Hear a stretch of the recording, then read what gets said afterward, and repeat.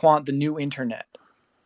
But in reality, I knew we were just looking at a well-led company that was offering a software product with tons of potential, and it had a token attached to it. So to me, the question was, how could public infrastructure like the internet be analogous to a paid software from a private company? And so it was something I couldn't really wrap my head around. But then Odap entered the chat. And at first, I saw people talking about it on Telegram alongside Quant and Overledger, but I couldn't really wrap my head around what it was and how it was different from what Quant was offering. But over the past few months, I've started to realize that Odap is actually, in my opinion, more important than anything else that's happening in crypto, and that includes Quant. Sounds like it. In fact, as I tweeted earlier this week, Quant is actually an expression of Odap. Odap is the public internet infrastructure, and Quant is a unique product offering built on top of it. So over the next few minutes, I'm going to tell you everything.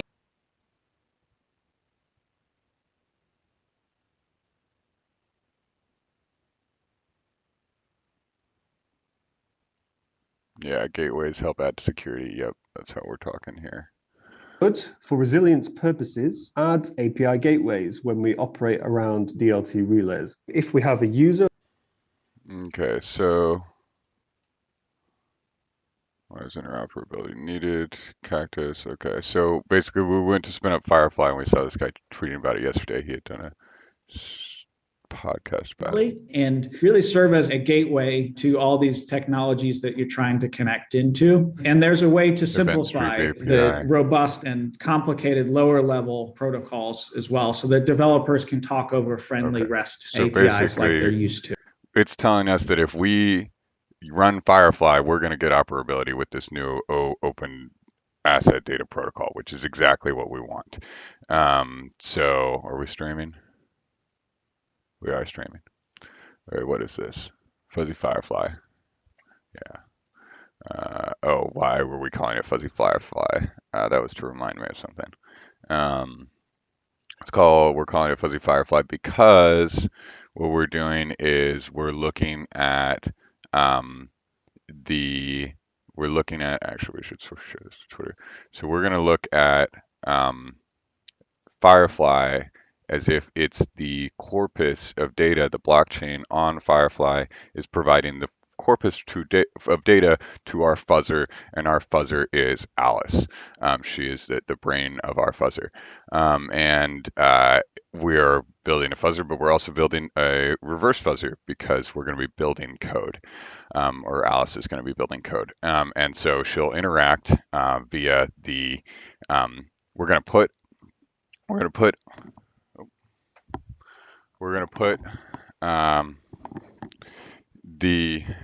oh, by the way, before I turn this on, somebody tell me that this is a bad idea to turn it on like this. Because if it turns out that that's bad, then this will be some of the last you see of me. So, all right. Okay, so basically it looks like, and I mean, this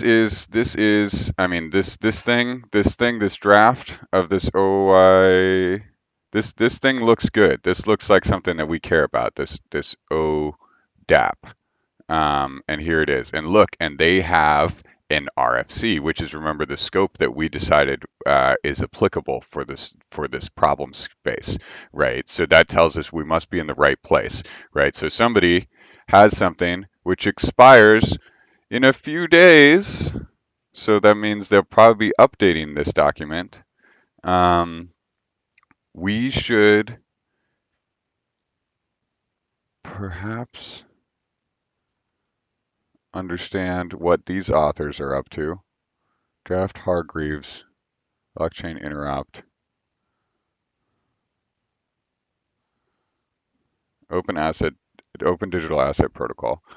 Okay, operates between two gateway devices. So this is exactly, yeah, so very subject to BC. Okay, so basically they're extending BGP to be a construct for the blockchains. So off the DLT, so the various resources that are outside of a distributed ledger technology system and are not part of the operations of the DLT system. So this is us. This is where we fit in. So let's understand more. So we want to be part of that on ramp, off ramp. And so this open digital access protocol is the file format that we're going to speak, and the protocol just is like our DHCP spec, right? This is that level of scope. This is what we're looking for. So we've confirmed that Firefly seems to be the state-of-the-art solution.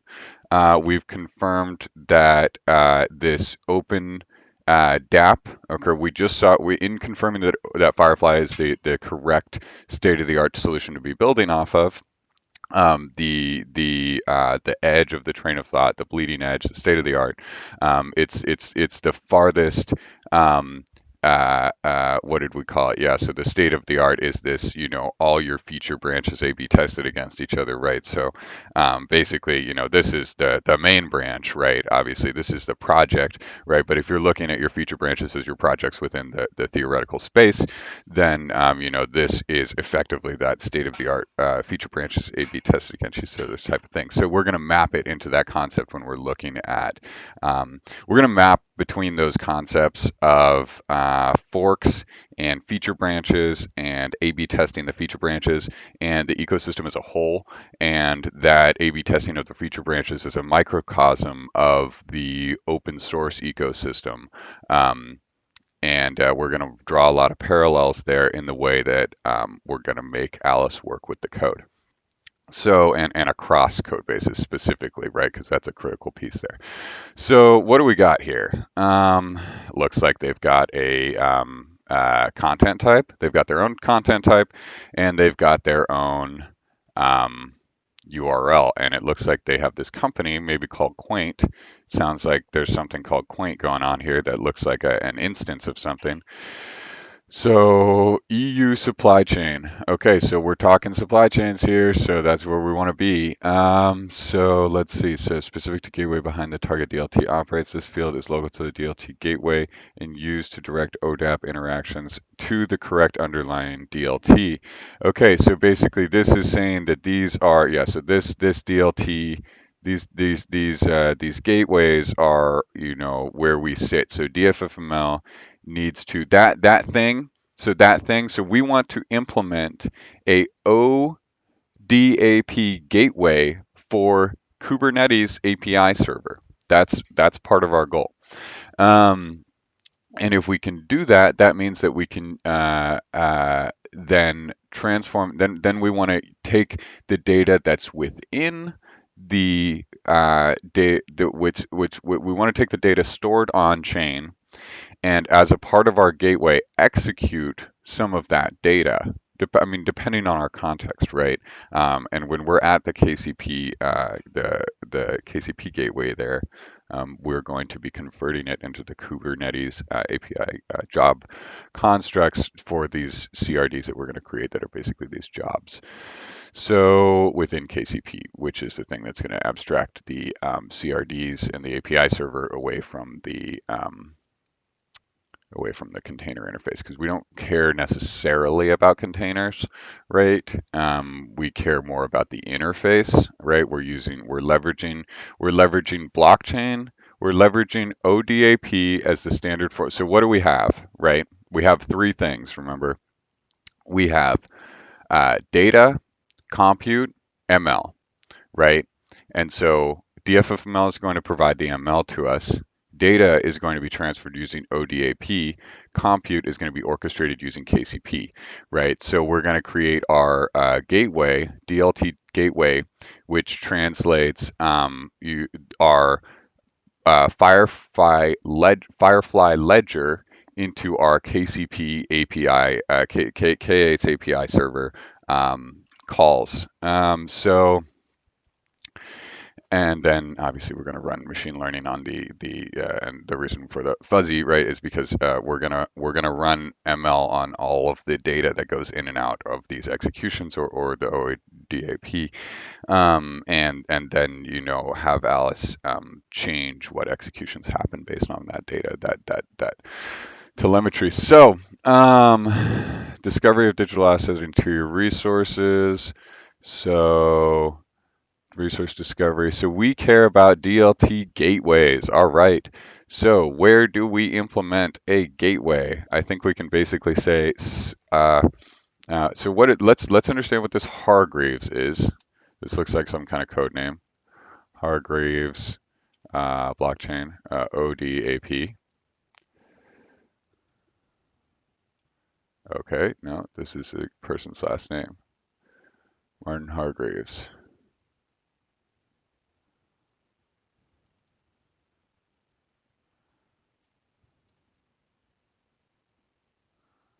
Blockchain interops. Okay. Quaint network. So what is this Quaint? Let's go figure this out. Okay, so DAG, unlock true value. Okay, yeah, so once again, they're doing something similar to us. All right, so we can leverage the fact that they have already done the spec, right? So now, so we talked about the RFC for the open architecture, right? So the data portion is covered in that, right? So the open application data. So now I think so far, so that portion is covered. So basically all our input objects. So for open architecture RFC, open architecture RFC. So data, compute, ML. Okay, which is Web3 via ODAP. Compute is K8 via KCP. And ML is the open architecture via DFFML. Or let's see, so let's see.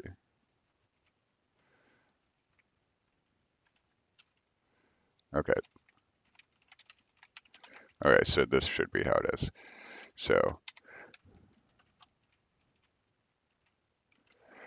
Web3 KCP. So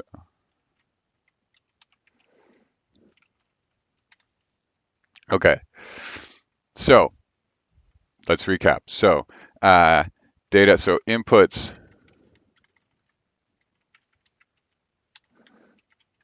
objects stored in ODAP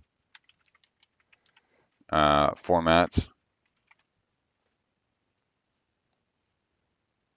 So it's a good thing we searched Twitter, because searching Twitter for Hyperledger Firefly wasn't able to tag it, doesn't have an account.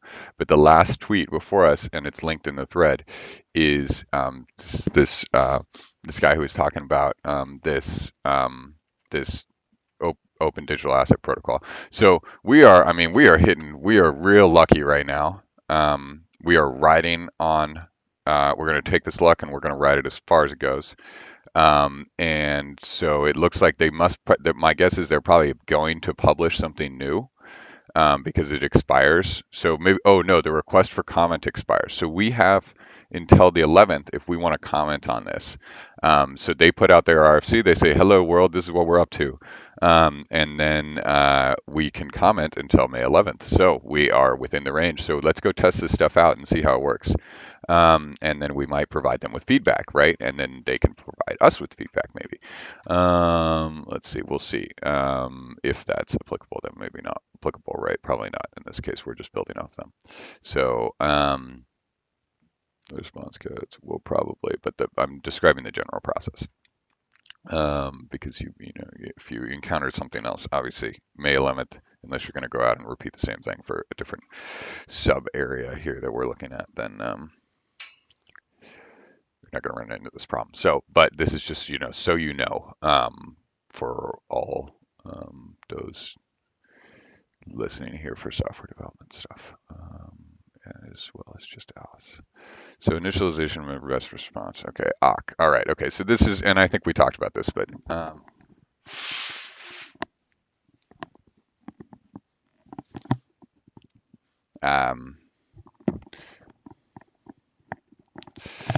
I thought something the other day Okay, no.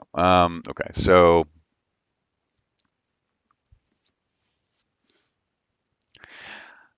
I think you can. I think we're going to be able to like encode signals in other signals, like waves riding on waves, um, in terms of like these strategic plans to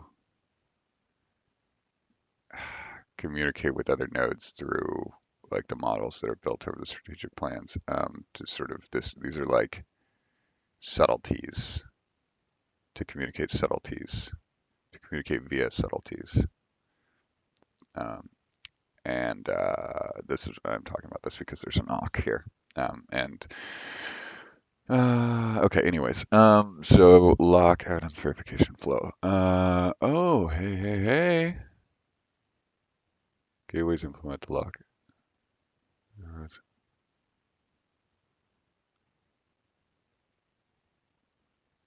Okay, so remember that DFFML provides a concurrent execution environment with managed locking. And why is this important? So, we provide managed locking because locking is hard. So basically, if you define your data types as being needing to be locked, then the goal is that you would lock the tree of descendant data. And we probably need to flesh that out more right now. Right now, it just actually locks anything. So if there is any data that is derived from a parent that requires a lock, it's just going to lock the whole tree of anything that's dispatched. So not really working ideally right now. It basically just locks everything. So it's not the most performant. It's not the performance that we want out of it, but we could be more intelligent about it. So I'm curious about what is this lock evidence verification flow, because perhaps we could relay this, leverage this for we could perhaps leverage this for distributed locking. So okay, so I think basically, let's just go back to Twitter and stop reading this RFC. Okay, so let's retweet this Greg. Greg, you rock. Thank you. Saved us from, well, okay, so you confirmed.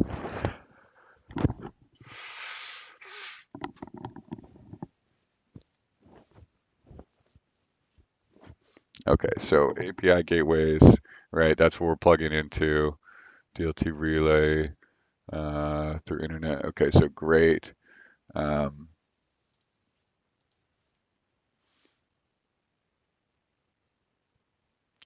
Hyperledger, now it's Firefly. Okay, so basically, this is we've sort of confirmed that Firefly is the way to go. We're going to be interoperable with all this stuff, right? And so what are we going to put in there? We're going to put all our data from our data flows, which means we are going to have, as we refactor into our second and third party plugins, that's going to be all of our SBOM data, right? So that is going to be what are the dependencies as we're going to, and if you look into the second party ADR, and you'll see where we talk about this A/B feature testing of developer branches against each other. And then we've obviously extended that concept into Alice to have her communicate for her distributed agents to effectively do the same thing. All right, okay, so let's go spin up Firefly.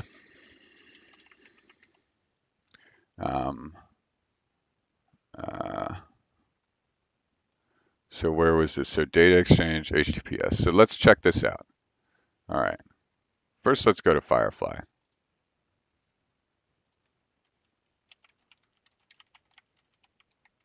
So remember our plan.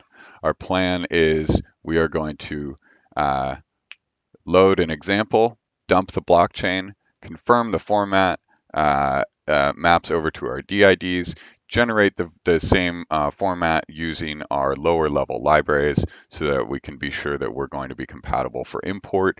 And then, so we could, okay, so what are they talking about with these API gateways? Well, they're going to make it really easy for us, when our application is deployed, to go and talk to their thing through their little API gateway, right? And these plugins, and right, we can run the super node and then we can talk via the API gateway. But we also want to basically support this lower level where we're interacting directly within the blockchain ecosystem, which means that we can talk this protocol. The FFML can talk this protocol. And why do we want to do that? Well, because we want to save and load from cold storage, right? Usually cold storage would mean tape storage, but I'm going to say cold storage because you know what I mean. It's not running, and that's going to be very important here. Yeah, it could be running. It doesn't really matter. Okay. So we're going to run Firefly. Let's just go run it. Do you think they'll reinstate that show if we all run this enough? Okay. Docker. WSL2. We recommend that you work in WSL2. Install the CLI. There are several ways to install the Firefly CLI. Download the latest release, blah, blah, blah, blah, blah. Install via Go. Okay. Start your environment. Okay, so let's go to the latest release page. 9 days ago. Yeah! All right. Okay.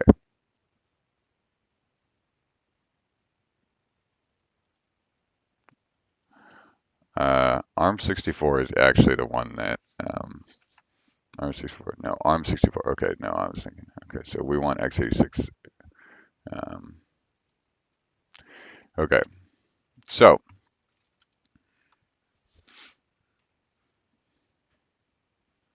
what are we going to do here? So this is a standalone Linux binary. This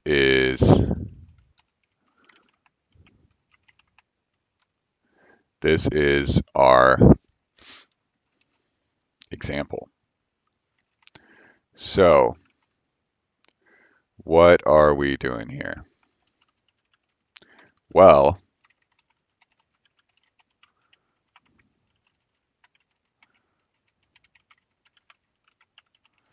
we can go ahead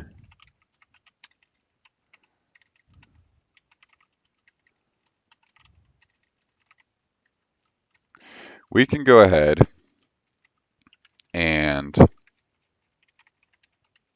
start our blockchain on, so we're going to start Firefly. So they have this CLI situation. So Firefly init, and then Firefly start. Okay, so this will run Firefly on Docker Compose. So immediate things right off the bat. Anytime somebody gives you a Docker Compose file, you're pretty much about to have a bad time, unfortunately. So the problem is that Docker Compose is great for these little demos, but then translating it into Kubernetes deployments is just annoying. You have to do it yourself, unless somebody solved this by now. Every once in a while, I check.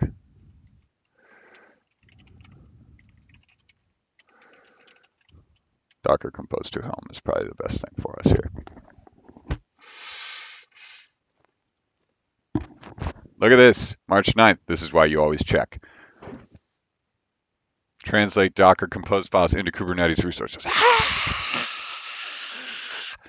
This is great. This is great because this is going to mean that Alice, when she finds a repo, she's just going to be able to deploy any repo right on the because people include compose files for a lot of things. So if she runs across a random repo and she wants to run it, then she can just basically run this. So that's great. Okay. KCP.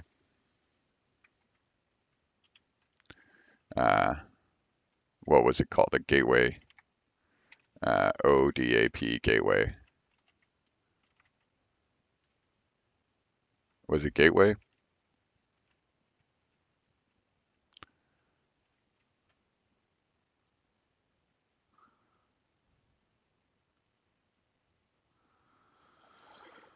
ODAP gateway.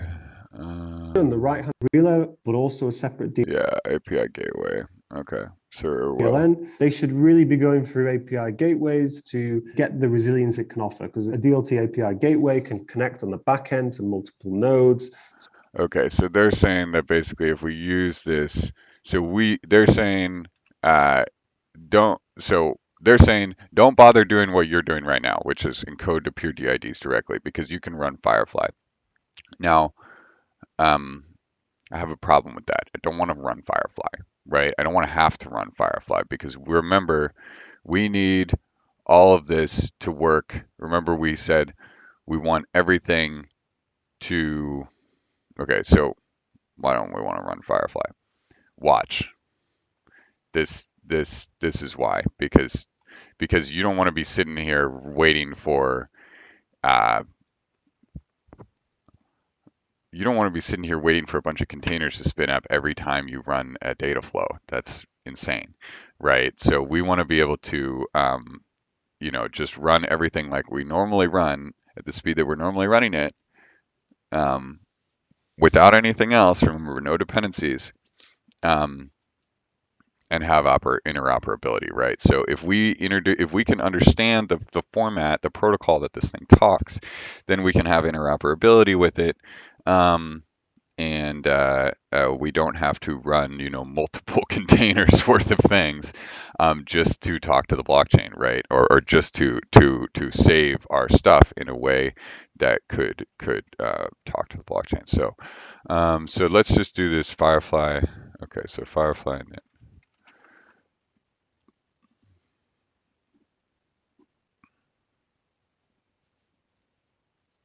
Yeah, look at this. 1 GB per member.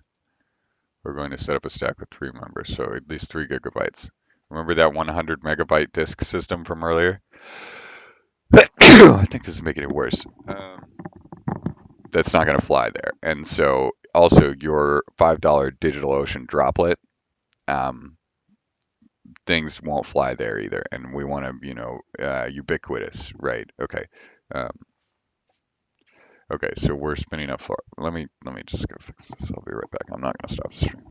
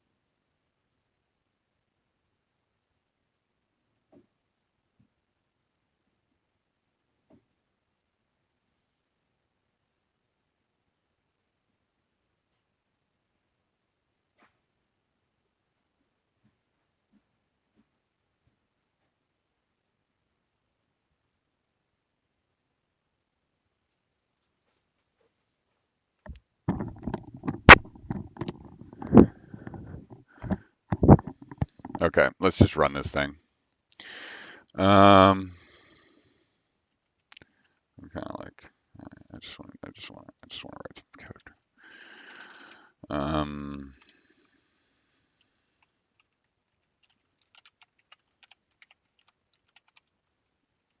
Okay. Grabbed our SHA-384 sum. going to download. It doesn't exist. Example is should I. So in should I, there are tests. Check out the so should I needs a lot of stuff because it runs a bunch of these static analysis tools. So in doing that, yeah, it needs a lot of stuff. So let's call this Firefly.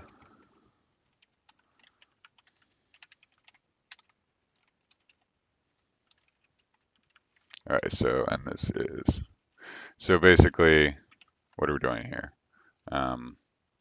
Well, we're just defining the arguments to cache download. And we're going to go read from.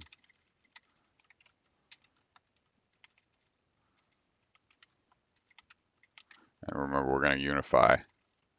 We're going to unify across the operation interface, the CLI interface, and everything else. So, and the testing interface. We're going to unify all of that, right? Everything is going to be a function. So, all right. So check this out. So what did we do here? Well,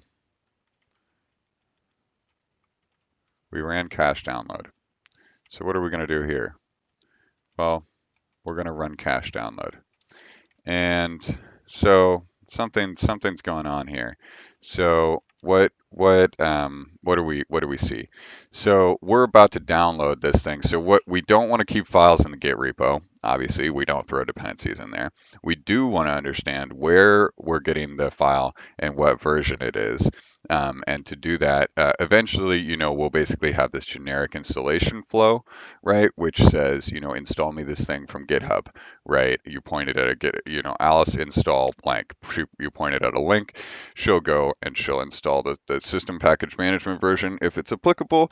If there's a package manager with your system, or maybe she goes and traverses and installs via the PPA that's documented in their docs, or maybe she just goes and she grabs the binary and she installs it on your system, and she's going to keep track of what she did because every data flow that she runs, every system context that she executes, she's going to add it to the blockchain, and you're going to have a history. So you're going to have a full history of everything that's happened to your machine, any machine, right? And she'll tell you, what kind of features you have, what kind of features you're missing. It's basically build your own distro on the fly all the time, sort of thing.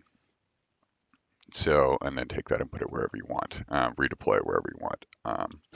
So what kind of information are we missing here? So I'm seeing.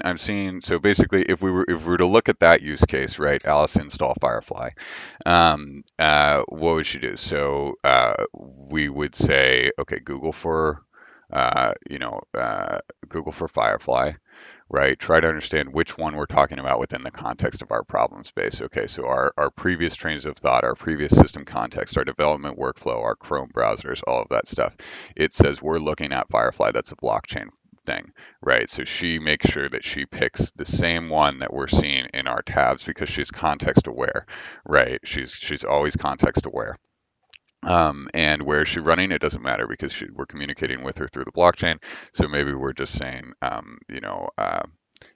maybe there's other threads that go out and run. So maybe we're just working in our browser in a VS Code environment that's entirely in our browser, and we're publishing the events, of the other tabs in our browser, to maybe some service, right? That's this cloud-based service where we're running Alice or we're running Alice, in the browser locally, right? And then we're querying out to other services as appropriate. And this way, really, ideally, what we're striving for is running Alice locally or supplementing with our own compute, right, or trusted compute, so that we can always maintain this, freedom and privacy preserving, right? Like we want to be able to use our own stuff, and not let the data. Basically, by exposing everything at this using the intermediate representation of the data flow, right?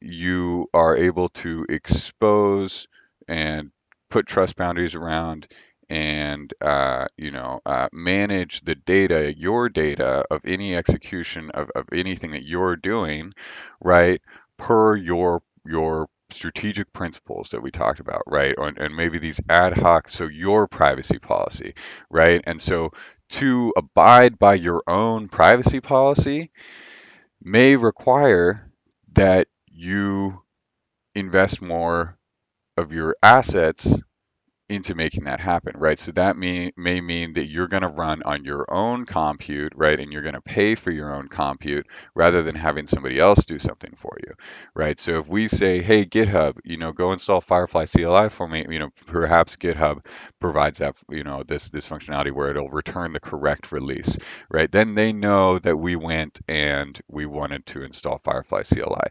Now, if we chose to if they had this operation that says here's the tar file for whatever repo you name, that for your system, if you pass this your system, right?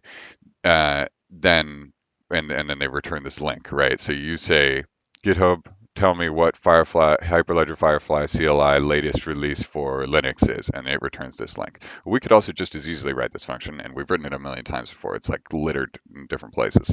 But where's the? I think if you look at the shim, it goes and does this. But with PiPi. I think there's a bunch of other code that does this, but you just grab the GitHub releases page, you grab the latest one, and then you grab your architecture as it maps to uname. And so basically, you can just create an operation for that, right? So you could then choose run the operation, and you could say run the operation locally on my compute that I have access to, and well, what compute can run that, right? So is that operation instantiable, right, within the web of input out or operation implementation networks that I have?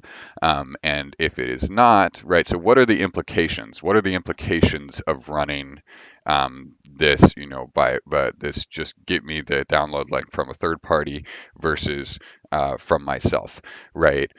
Well, the implications are outlined in what strategic plans you have overlaid, right? So if you're at all times overlaying strategic plans that are looking at privacy, then you would identify that you've introduced a third party here, right? By outsourcing this to GitHub to tell you, right? And you can say, here is the input data, right? So what is the data that you're sending them, right? And then what potentially would they want to do with that data? And well, you can tell potentially what they want to do with that data by reading the the ODAP, all of the other information in all of the other chains to come up with models that help you map the activities of other entities to to essentially to do you're doing machine learning enabled reconnaissance, right? You're trying to understand what are the strategic plans, what are the things that the other entities are out there doing, what are the metrics that they're driving in their activities, right? That show you what is their operating model, right? Okay, so uh, if we see GitHub publishing download statistics of Firefly, we might be like, okay, great. We want the Firefly community to have that information. Well, we could also just publish it ourselves, but we could say, okay, so that's one of the things that they're doing with the information, right? We see those DIDs, those peer DIDs being created when we run these operations from them, right?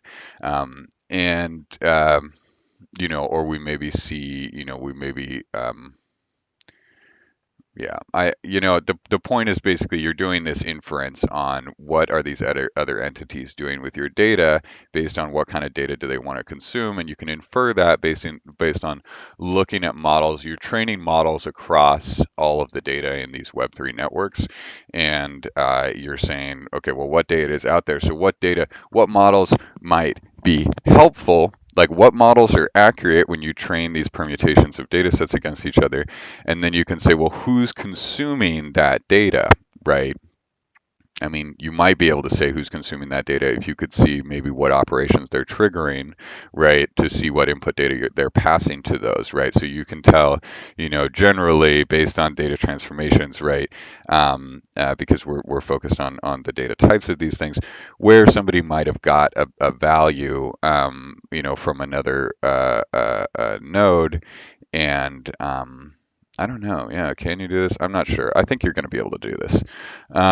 Basically, you're going to infer, what are people doing? Why are they doing it? Okay, so if for example, we have strategic plans that say, um, uh, you know, if every time we ask what the Firefly CLI is, um, you know, GitHub, uh, um, like if we had some strategic plan overlaid that said, okay, here's one, rate limiting. So we have a strategic plan overlaid that says do not hit the GitHub API more than 5,000 times, more than 5,000 times in a hour, right? So if you wanted to, you would take into account within the gatekeeper, right? So there's the prioritizer, which runs which runs all the strategic plans, and then runs the prioritizer, and then runs the gatekeeper after that, right? And then prioritizes based to see what things are actually getting executed or do get executed in terms of what's suggested system context by strategic plans. So if we have this thing where we're like, okay, so GitHub has this rate limit, we can analyze, because we have traceability on our data, we can say, where's our token, right? Where did the GitHub token get used? Where are all the operations that got instantiated using the GitHub token? Now, every time one of those operations gets executed, right, it'll release a little piece of structured metric data saying this was dispatched, right? And when it does that, we can say we can also have it log when it uses the API internally within that, right? Or well, it's probably wrapper around some API call, right? So or maybe it's wrap around multiple API calls. The point is somewhere we end up with something that logs, ticks up a number every time we do an API call, or maybe says, an API call was made, right? Maybe it's just a little, maybe it's a pure DID itself, and it says API call was made. It's just an input bool value, API call made, timestamp, right? And so and then you probably want to correlate with system local resource management to see if NTP is alive on that system, and if that system is in sync time-wise.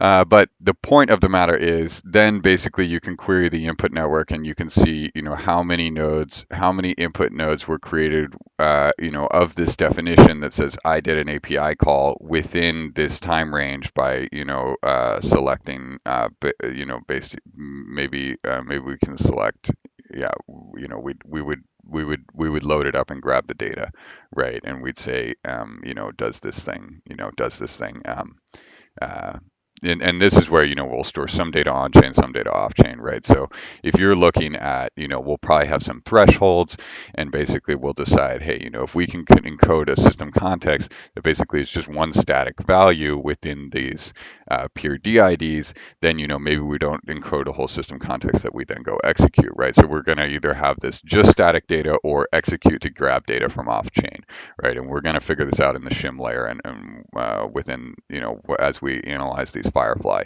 dumps here.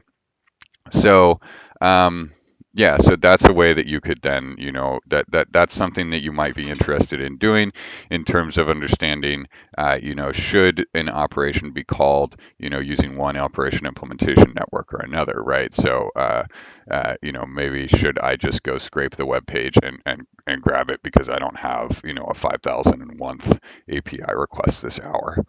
Um,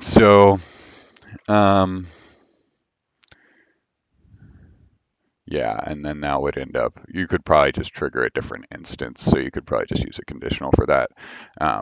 But you could have like a subflow, and basically whenever you hit the, yeah, I think that could be a good way for us to do alternate operations within different deployment environments, is basically just have them kick to a subflow, and then the subflow will do um, the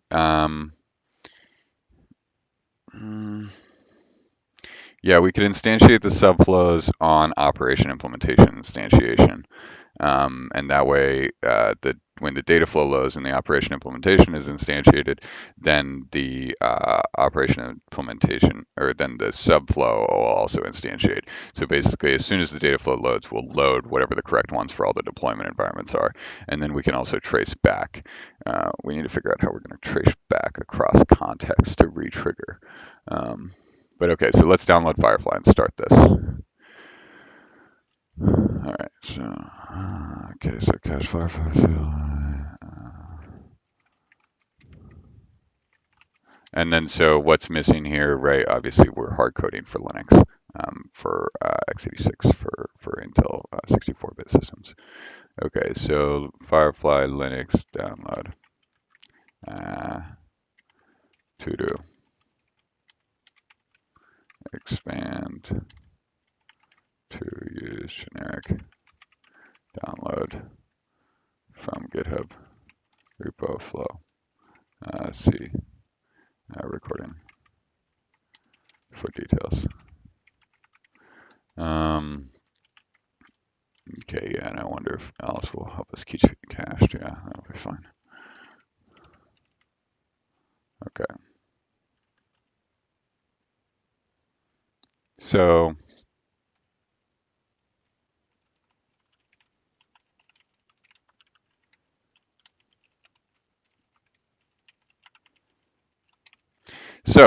context lib is a very good friend of ours.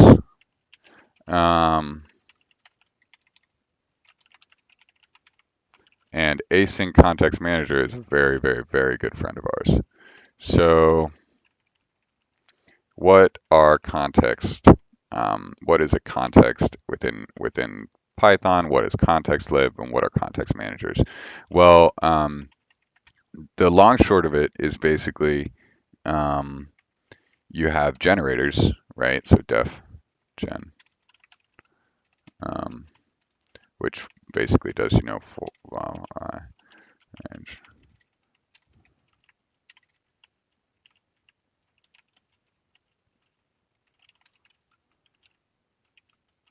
Okay, so what does this do?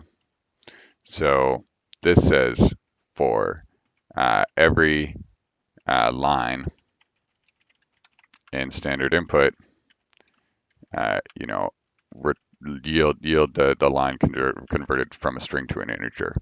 And so basically what that's going to do is if you said, a equals gen, it would make a this dynamic thing that doesn't get called, until basically it's not going to yield the next result. It's not going to read. It's not even going to trigger the line read until you say for I in a. And then if you print it here, you would get an integer. So you could then convert that to a list, but by default it's just this dynamic thing that I don't think you can reiterate over. So what's a context manager? Well, a context manager is a simple case of that where you can use it in a with statement, right? So you would say with gen as 1. And then this would say 1 because we yielded 1. So context manager is a special case of a generator where we only yield 1 value. And what it allows us to do is really simplify our cleanup operations. And so, so maybe if we had a connection here, we would close it like this, so if there was an exception that occurred here, so raise help, then, con.close would get called before we exit this block on line 99.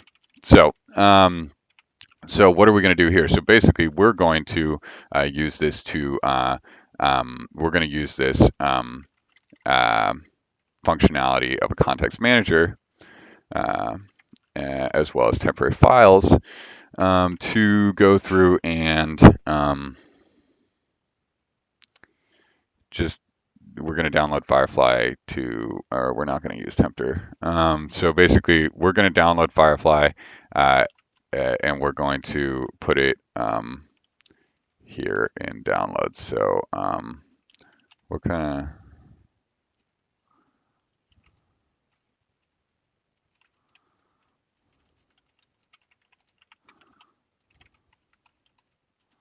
of okay. I've started doing join path. I don't really like using overloaded operations. I would say generally avoid operator overload. It makes it hard to refactor. I was not following that advice at this point when this was initially written. This stuff we're copy pasting from. So, and why is this defined separately on line 84? Well, because if you look at the other one with test binaries, we can split this stuff out, and then we can basically split this stuff out.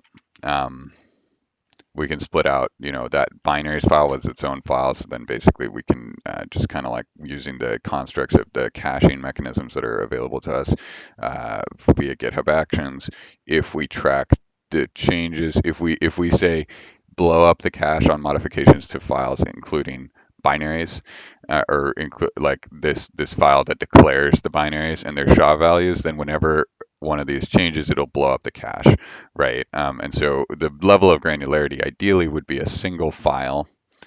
If we're looking at the way GitHub Actions treats this, the level of granularity that you would ideally use is mapping a single file to a single entry in the cache, and then you would blow up that entry in the cache, basically when that file changed. So then we would import, cache Firefly CLI, and then this would be the only value in it, and then that way if as far as GitHub is concerned, the scope there is file scope, and so if that way we could most granularly track that. I believe, and only blow up the cache for specific files. And so what's that even going to do? I mean, that's just going to make downloading these resources slightly, maybe slightly faster, maybe not even slightly faster, right? If it's coming from GitHub itself, if it's coming from somewhere else, then it's probably going to be faster to have downloaded and cached it.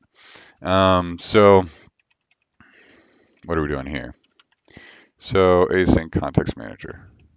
So download Firefly CLI. Okay, so we're going to download. So basically what we're going to do is we're going to say,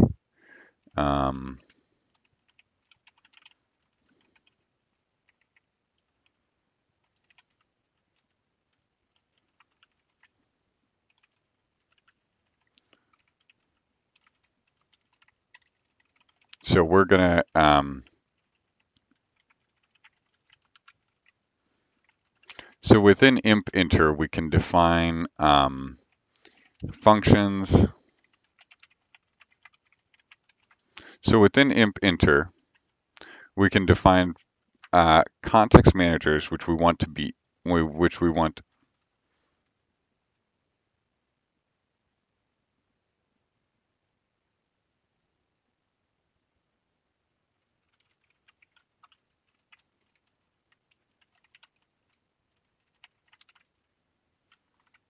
What? Oh, I missed an A.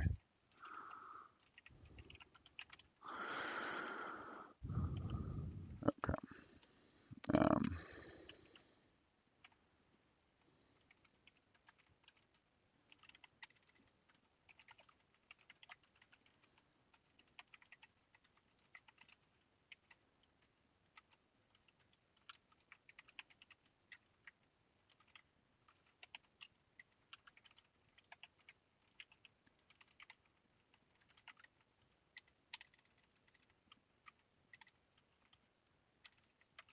So this is the cache file path.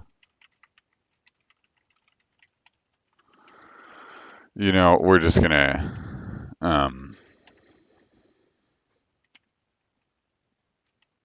yeah, okay, we're just gonna say,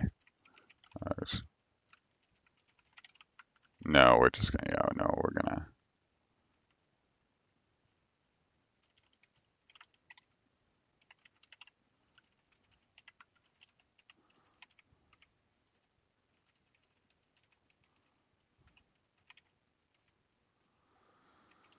Okay.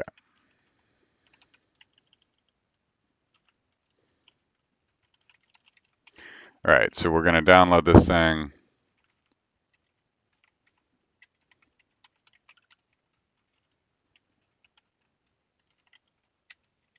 Um,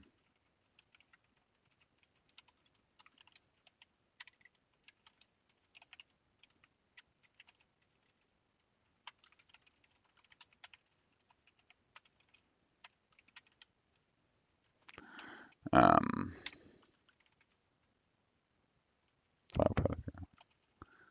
um,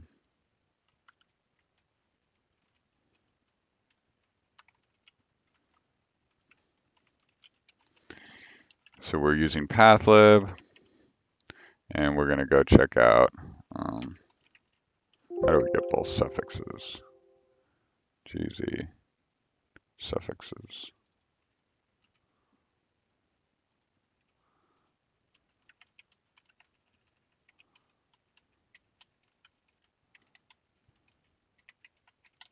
All right, so that should download us Firefly CLI with the extension being, whatever the extension should be based on this path. So now if you have a query string at the end of this, it's going to blow up.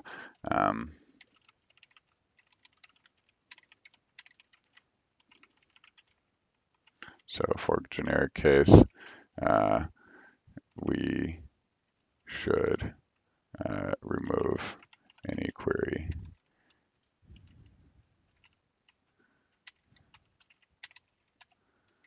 string found after suffixes last. So this would be, like if you had a question mark or a hash value or something, at the end of our, or something at the end of our URL that might have a bunch more data, right? And we just want the file name. So this is going to blow up in that case, I'm pretty sure. So, and if we expand this later, we'll want to make sure that we've captured that. So Firefly CLI download. So that's how we'll split it up. And so basically then we can just return Firefly CLI, right? So now when we run this, so now we can say, okay.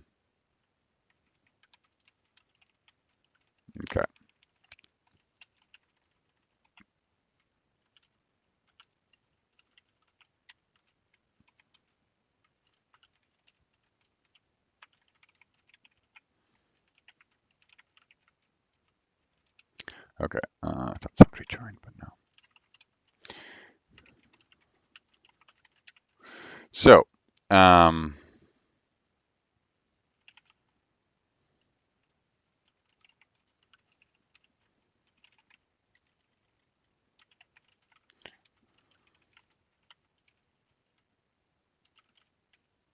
so what are we doing here? Well, we are creating a config.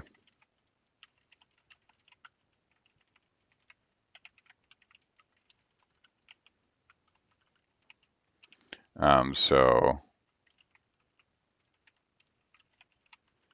Firefly config.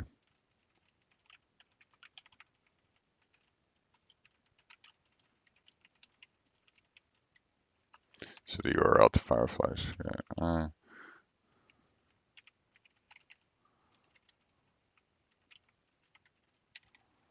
Firefly. So this is the SHA-384 hash for the Firefly CLI that we're going to use to validate, and this is the URL to the Firefly CLI which we're going to use to install, right? So then we will also have this, cacher.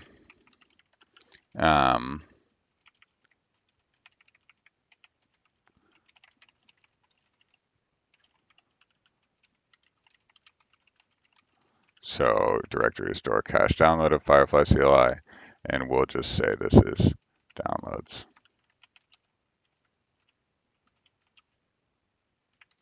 Cache downloads. Okay.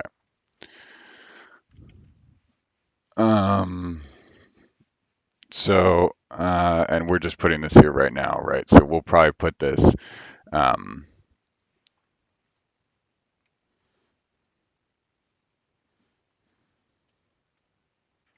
cache downloads.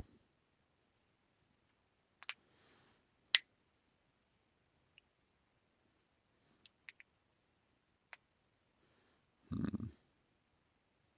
Hmm.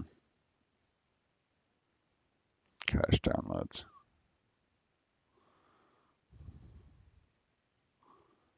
So I'm thinking is if we had a saved state, right? So if we had this operation, this download, or so this operation here that's going to create a DID, and it potentially will have Firefly running. So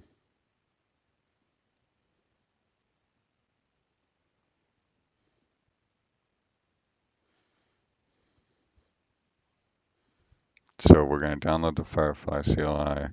We're going to start it. We're going to create this chain on this Docker Compose network. So basically this is our ensure I have a Firefly, right? So this might get replaced. So this imp-enter, I think the imp-enter could be a run data flow. So imp-enter could be run data flow, which downloads, either connects to remote Firefly or downloads and runs. Okay, so message proxies.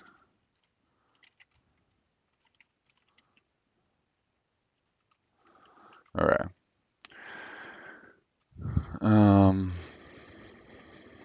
Okay, so yeah, right now we're just going to download this thing and then run it. So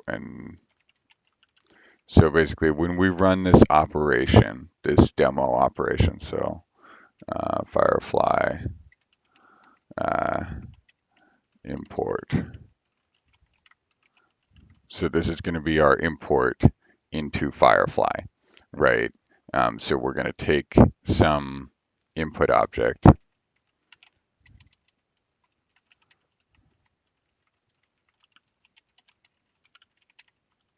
Okay, so actually we're going to take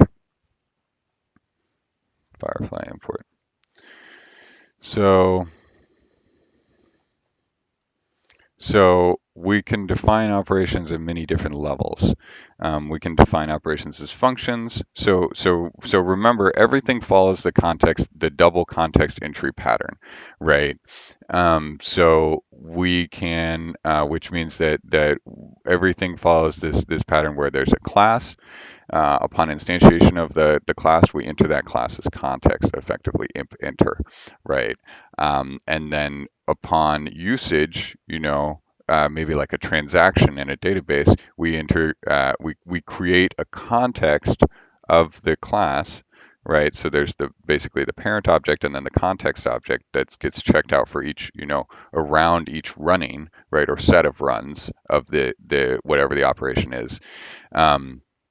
And the operation run method, right? The operations have just the run method, whereas interfaces have more than one method, right? So an operation is basically a specific case of the interface, right? And that's what we discovered yesterday or the day before, where we figured out, okay, well, how do we unify the data flow as class and the operations and the CLI?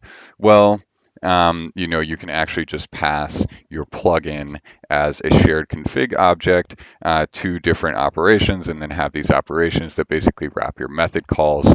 And so then effectively, what you end up with is just, you're ending up with several layers of call and direction, but we're going to be able to get rid of that. Because we can do the analysis on the network. We can do the analysis. The the benefit of using the data flows, and whatever this open architecture format is, right? Because our goal here is to create this format that allows us to describe an architecture written with in whatever domain specific pieces are necessary, right? And so that's where this open data asset protocol is the gateway to the domain specific representations of the functional components within the open architecture. And so those are sometimes assets, and they're sometimes descriptive of method calls and things like that.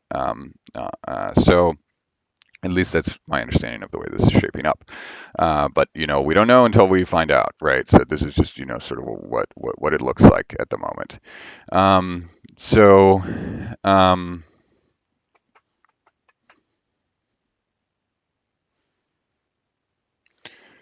So if you look at run data flow, okay,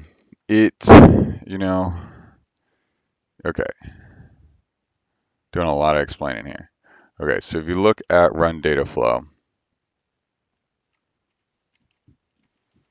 yeah, I don't love this. I think what we're seeing here is that we'll have a generic operation which downloads a a Linux tar file, right? Or we'll have these generic flows that basically say we'll have these data flow. We talked about these canned data flows. Well, what are the canned data flows now? Well, we realize now that a canned data flow is really just a system context, right? An instance of Alice, right? An entity, right? A canned data flow is, whatever the models that were trained within the strategic plan. Okay, wait a minute. We lost something. So there was something we were talking about, the cache directory. Okay, the cache directory. This operation is instantiated. So we want to take this thing, we want to run it on another computer, right? So what are we going to do, right? We save and load and remember, so we can take so if we get all the data on the blockchain, right, then we're going to be able to use that as like our open, so Onyx, the open neural network exchange format, right? This is a format that you can use to exchange between different, frameworks that allows you and libraries that allow you to build and train neural networks, right? So what we're talking here is this, like, yeah, the open neural network. So this is the open architecture format, right? So this is basically like, I want to run some code, right? Like, here's all my function prototypes and how I want them knit together. Like, please go run it for me, allowing the execution environment to do the sandboxing as appropriate. And maybe sandboxing is not the right word here, but really, put up the walls where the trust boundaries are.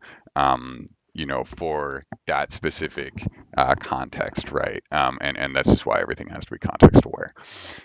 So if we were to package this thing up, right, and send it over, we might see caster, right? And so take the case where we've refactored this into I can't remember tireless clock. I can't remember. I'm remembering your handle right now, but I'm blanking on your name. I'm sorry. So tireless clock brought up a couple weeks ago in a weekly sync meeting.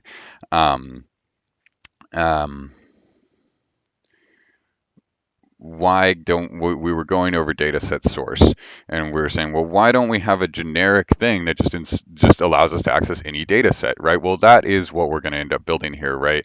That is going to be this. It's just because the reason. So the thing is, there was just a few gaps a couple weeks ago with the way that things connected, right? And now what we've discovered is everything is one, right? So everything is an operation, and then also an interface via, these mechanisms that been talking about, right? So And along with that, right, we talked about the system local resource management and the allowing that to have us have us help, or that came out of this discussion around locality, right? And so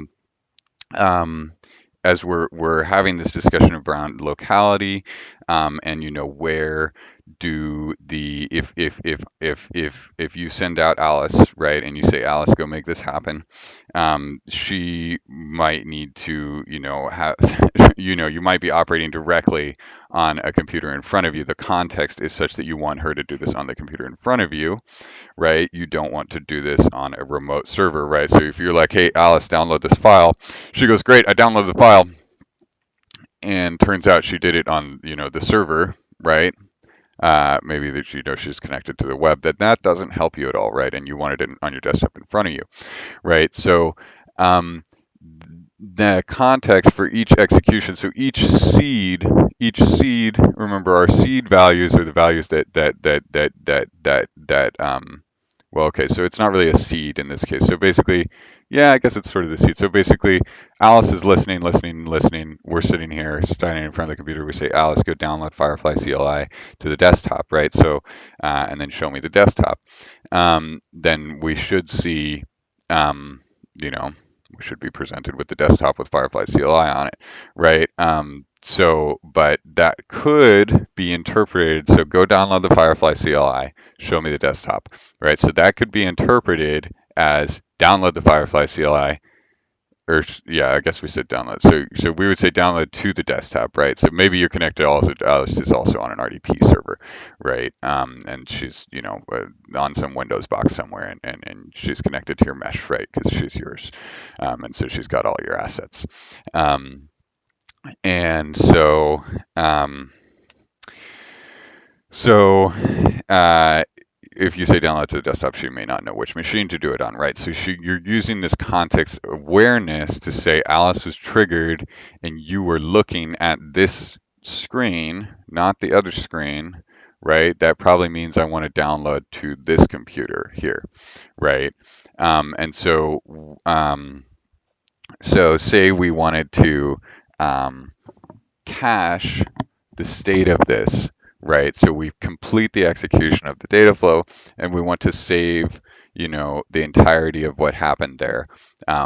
So we would also want to save any resources that got created. So we will, for example, when we create this Firefly CLI download, we should the flow should probably go like this. It should probably go initiate download, check content length, verify via traversing input network, or no, check content length.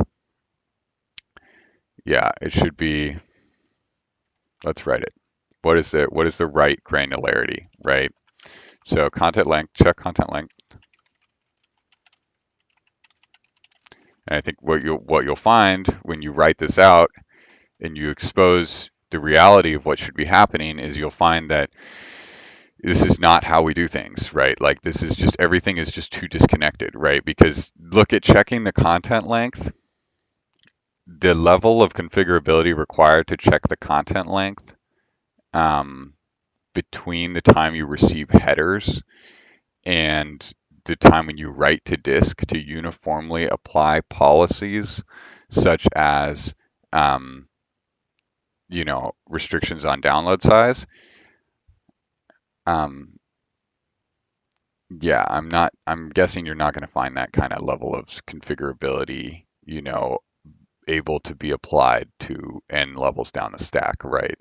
And that's kind of what we're saying here is if you define via the open architecture, then you can, let's make sure there is no open architecture already because that would be a problem. So,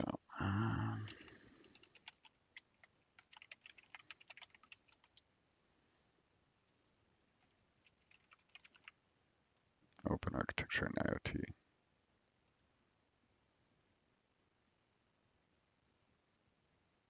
Open source. Open architecture.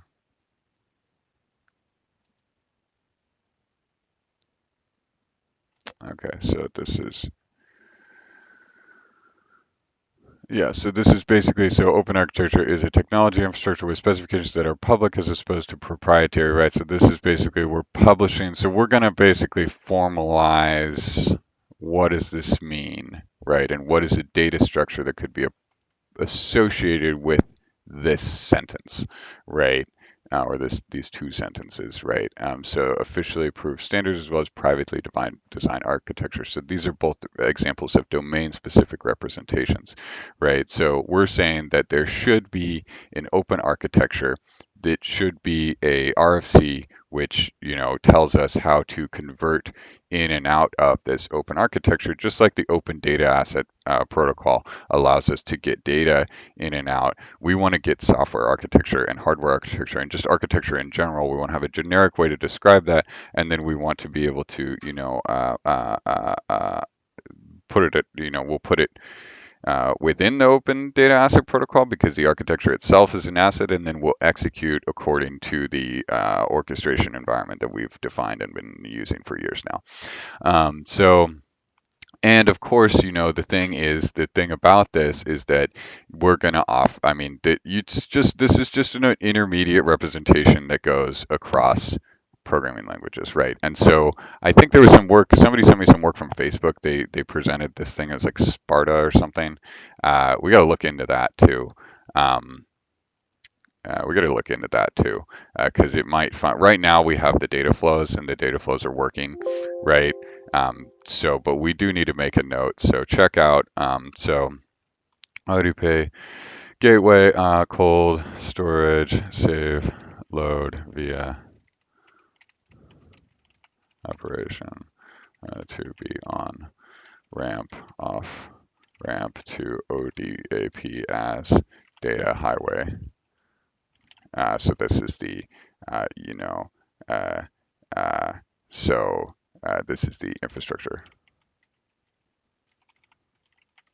So ODAP is the data highway. So see, it's the infrastructure and it's the commodity, right? Because it's the infrastructure which we're using to allow the data to transfer, and then the data itself is our commodity, right? So we're talking about how as we move into, whatever this next space is, data as a commodity, right? I mean, data is already commodity, but we're really going to see the commoditization of data, at least that's the hypothesis, with the this whole Web3 space in ODAP.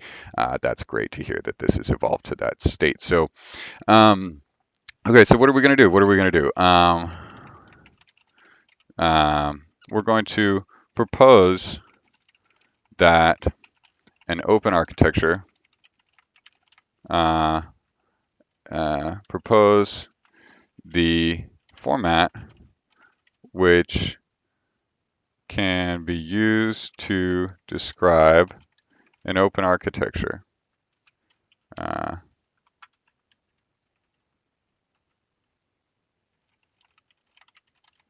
system architecture, right? So for the system context, right? So what is the orchestra, or what is the execution, including the orchestration and including the data, right? And how it's funneled.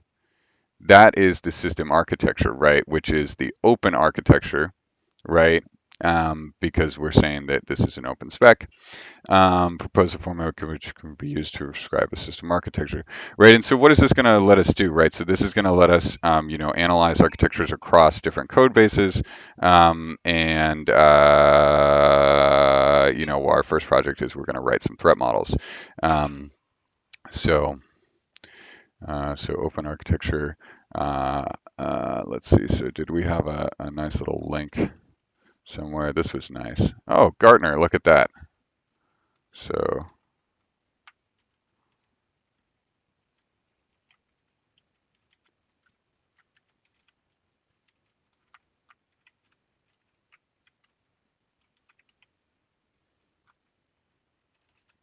right, so this is the core problem.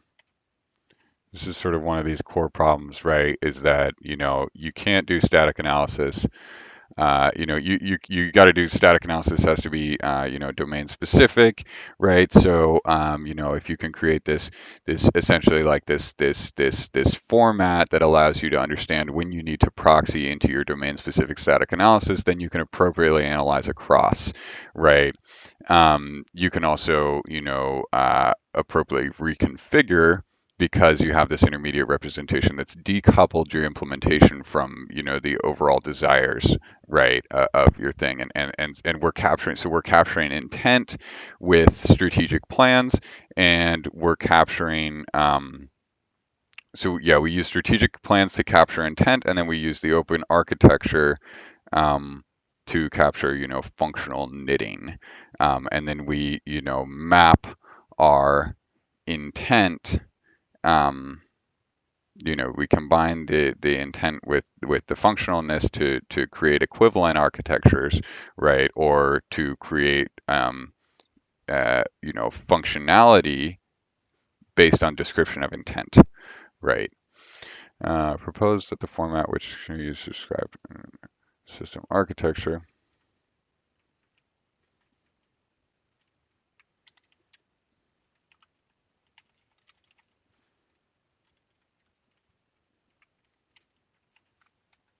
So we are proposing that the format which can be used to describe any system architecture be called the open architecture. Also refer, aka also referred, aka I don't know how to spell referred, aka the universal blueprint.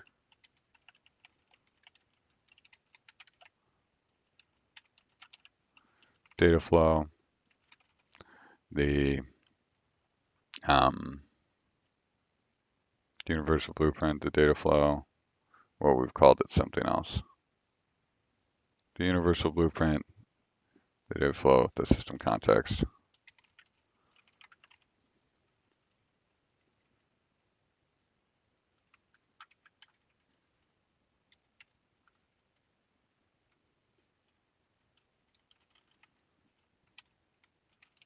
The open architecture describes assets using the open data asset protocol.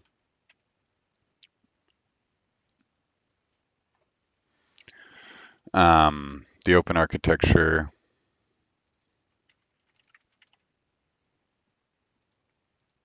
describes assets using the open data asset protocol and allows the open architecture describes assets using the open data asset protocol. It acts as a, I don't know if a proxy is even really the right word here. So it acts as a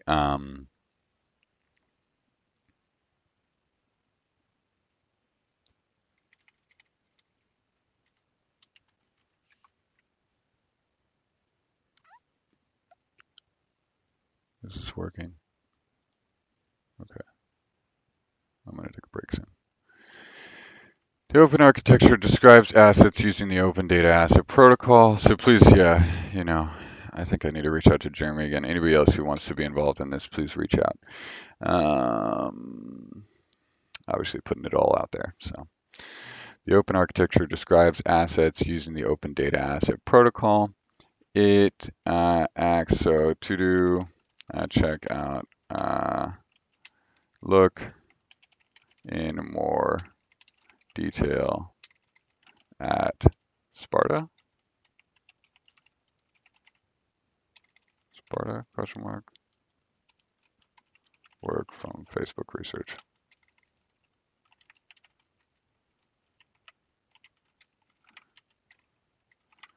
I think Jeremy, so thank you, Jeremy, pointed me onto that. I only got the chance to like barely skim it, but it looks like there's something there, maybe possible avenue for reuse or collaboration. So the open architecture describes assets using the Open Data Asset Protocol. It acts, we'll just say a proxy. Well, it acts as, so via directed acyclic, well, sometimes cyclic, I bet. Via directed graphs, the open architecture allows for definition of any system architecture, hardware, software, digital, physical,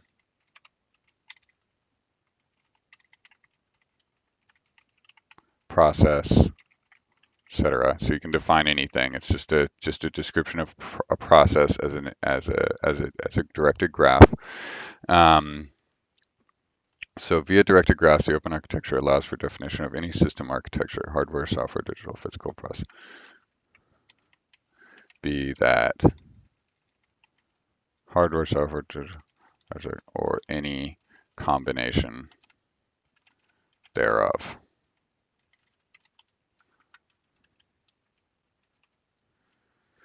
Via directed graphs, the open architecture allows for definition of any system architecture as a union of domain-specific architectures as a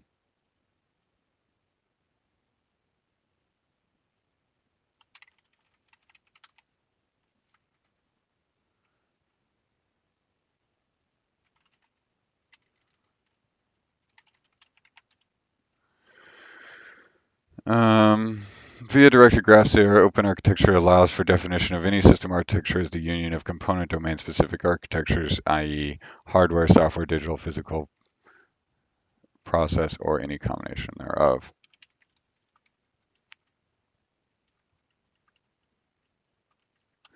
Okay, so basically,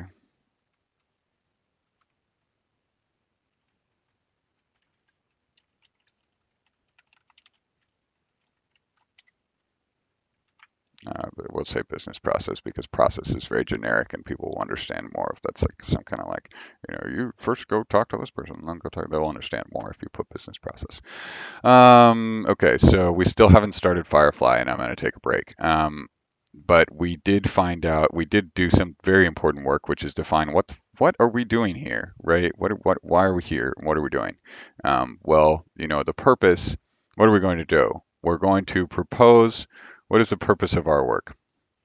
What is the purpose of our work on Alice? The overall, what is the purpose of our work? Well, it's not, I mean, this is part of the point, right? This is a building block. So what are we going to do? What are some, immediate next steps, community-wise, right? Because this is not technical-wise, this is community-wise, right? So we need to go and RFC this thing.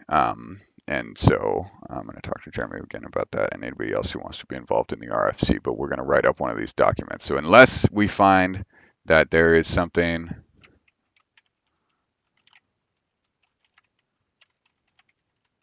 so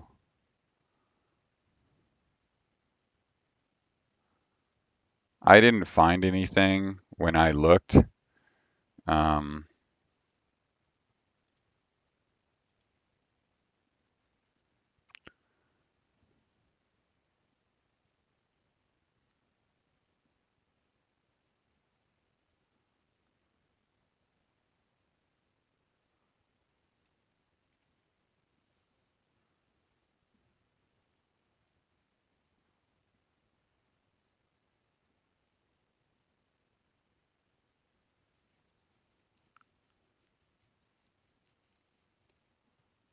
Let's see.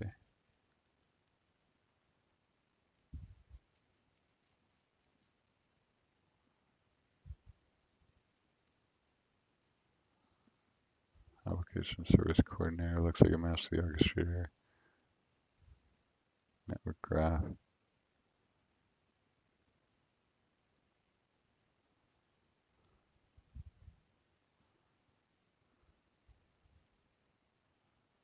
Number of databases. Policy agent. Traffic engineering database.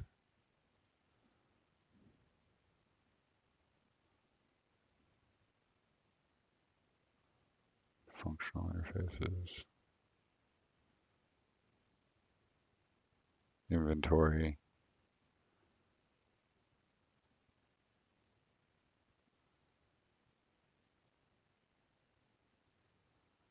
Open flow.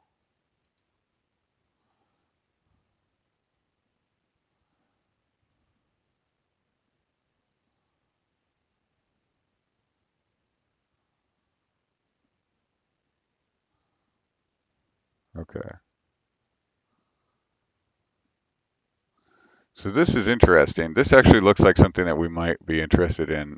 Curious for execution environment. So this actually looks like something we might be interested in for, you know, leveraging some of the concepts here. Testing network, traffic, architecture, execution, deployment. Maybe there's something we can learn from that. But I don't think, as far as I can tell me if I'm wrong, I don't think that anybody has RFC'd something like this yet. So we'll do it. Anybody who wants to do it.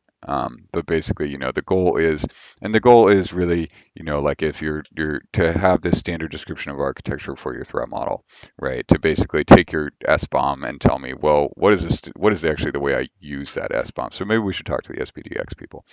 I think I had already talked to them. I talked to the OpenSSF people, and I talked to the SPDX people, and we started. A few of us got together and started talking about this. So if you want to talk about this, please, that would be great.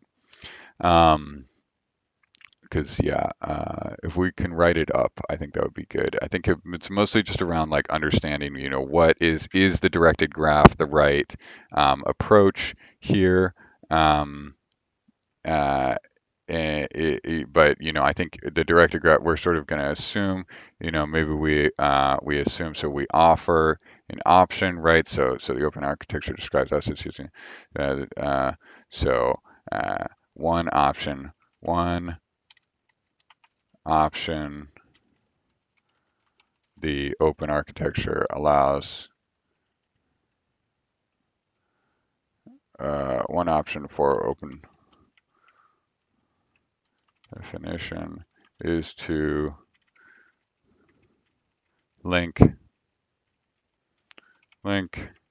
via directed graphs system architectures of component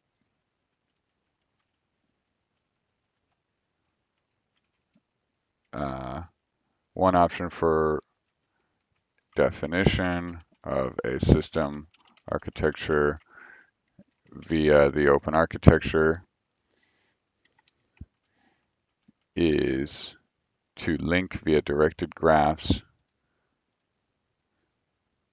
component domain specific architectures, i.e. hardware, software, physical, a combination thereof. Okay. So basically, you know, we're going to offer several options. One of them will be, you know, this, you know, so this is maybe, you know, plug in. So schema, let's say.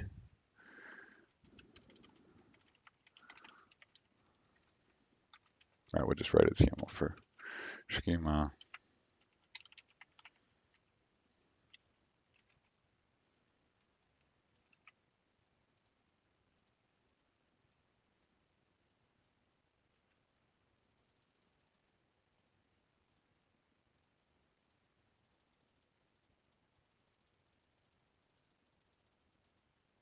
Where are we? Before we were on schema, where were we? I think we were in introduction and context.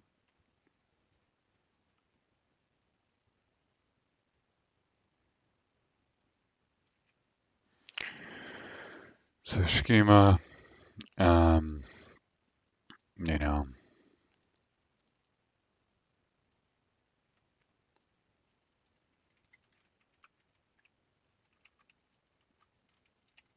open.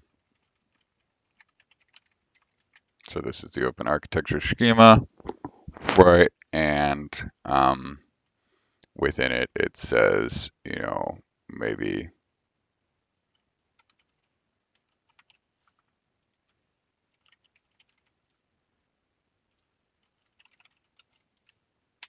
okay.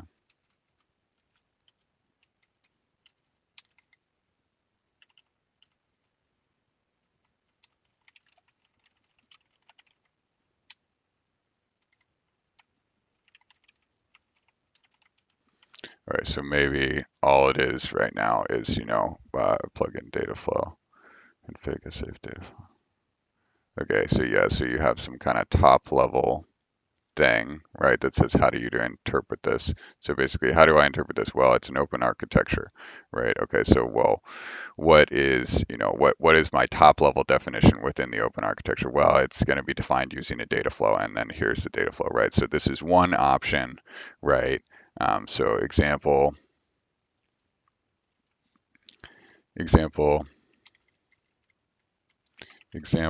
below is an open architecture, is the first open architecture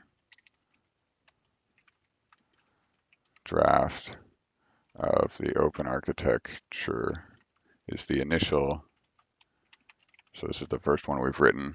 The example below is the initial draft of the open architecture manifest, is the initial draft of open architecture manifest. Content is the initial example. All right, the example below is an example, or just below.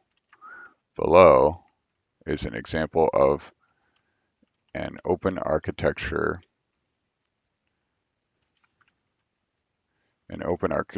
encoded to a YAML manifest document. A YAML document which is a manifest per conformance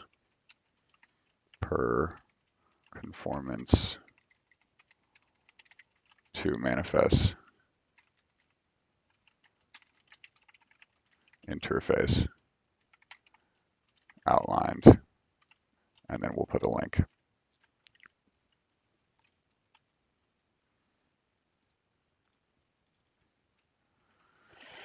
We'll put a link to the manifest stuff here.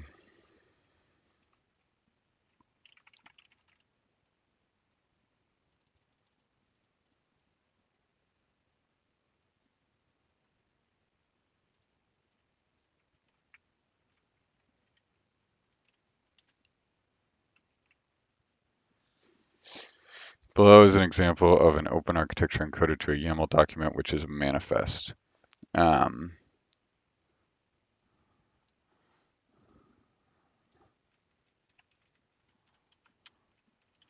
This document has, in this example, we are hypothesizing, I still spelled it wrong.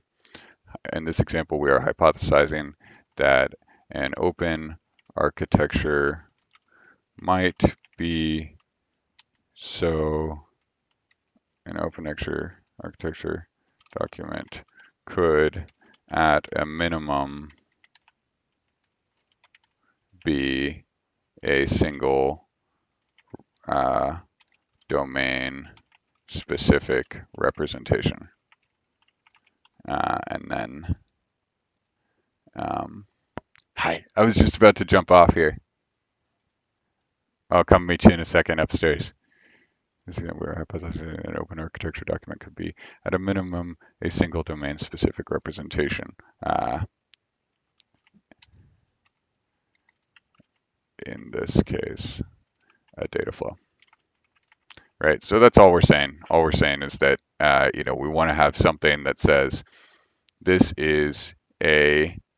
All we're saying is that there's a need for a format which describes a architecture of a system in a generic way such that we can describe any system's architecture, and then we can leverage any domain-specific representations to knit together different architectures to give a complete overview or to give a complete description of the architecture of any system context, right? Because that is going to be what really allows us to harness the power of our machine learning. As we put our hooks into any architecture, we're going to be able to optimize that architecture.